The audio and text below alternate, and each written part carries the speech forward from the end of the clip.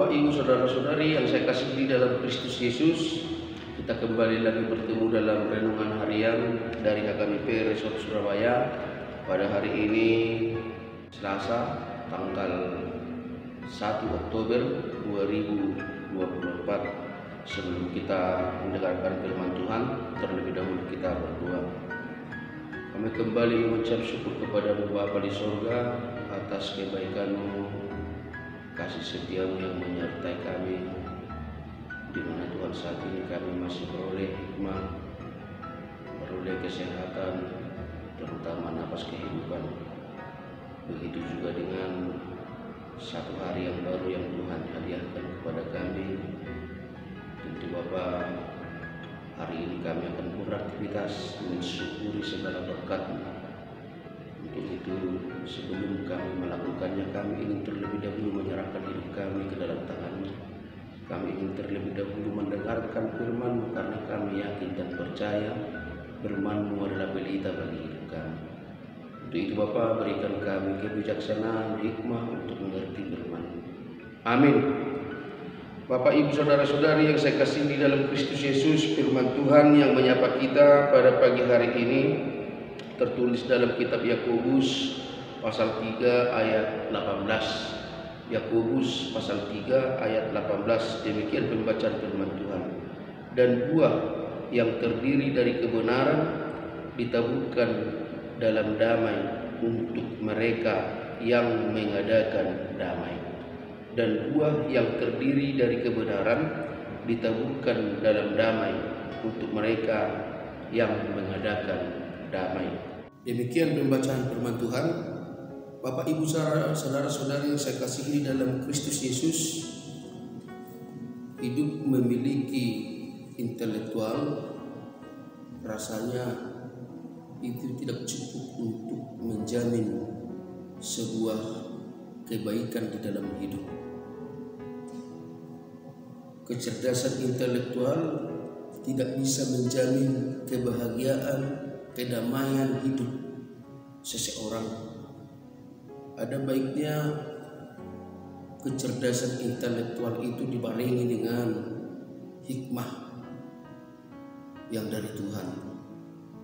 Sebab Bapak, Ibu, Saudara-saudari, hanya hikmah yang dari Tuhan yang mendorong seseorang itu untuk mencintai kedamaian, mencintai ketulusan, dan bahkan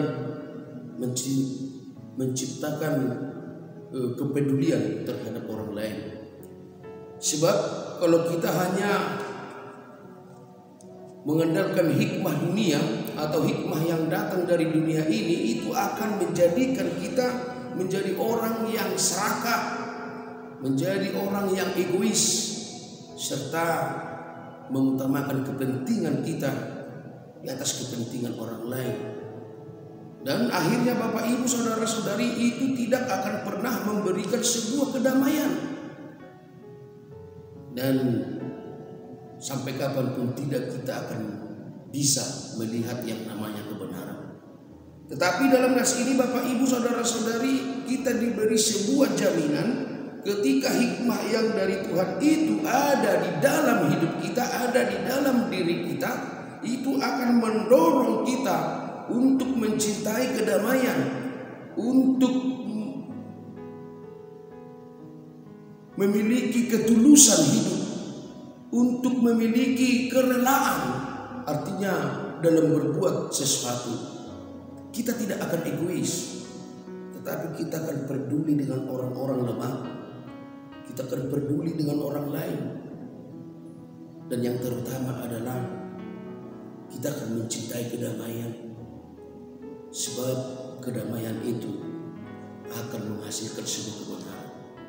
Itu yang diajarkan oleh Yakobus kepada kita, Bapak, Ibu, Saudara-saudari. Dan buah yang terdiri dari kebenaran ditaburkan dalam damai untuk mereka yang mengadakan damai. Artinya tanpa hikmah yang dari Tuhan itu, kita tidak akan mempunyai niat untuk hidup di dalam damai, bahkan untuk mengadakan kedamaian. Tetapi ketika hikmah Tuhan itu ada, maka hidup kita akan didorong oleh hikmah itu untuk melakukan atau melaksanakan apa yang dikatakan di dalam nas kita ini. Untuk itu Bapak Ibu Saudara-saudari, marilah melihat atau bahkan marilah merasakan apakah perjalanan hidup kita sudah benar-benar memakai hikmah yang dari Tuhan. Apakah hikmah itu ada di dalam diri kita? Sebab perbedaannya tadi sangat jelas. Hikmah yang dari dunia ini akan mengajarkan kita untuk egois, serakah, mementingkan diri sendiri. Tetapi hikmah yang dari Tuhan itu akan mengajarkan kita untuk memiliki ketulusan, baik, dan bahkan kita akan mengutamakan kedamaian di tengah-tengah perjalanan hidup kita. Itu sangat penting Bapak Ibu Saudara-saudari. Dan kita adalah umat yang ditebus, kita adalah umat yang diselamatkan, yang tentunya ketika kita diselamatkan, tentu orang yang diselamatkan, orang yang sudah diangkat dari dalam kematian karena dosa maut, tentu hidupnya harus mencintai kedamaian. Maka untuk itu Bapak Ibu Saudara-saudari, marilah minta hikmah. Kita sama-sama meminta hikmah yang dari Tuhan di dalam doa, supaya hikmah itu ada bersama kita. Amin. Kita berdoa. Terima kasih Tuhan untuk firman-Mu yang menyapa kami pada pagi hari ini.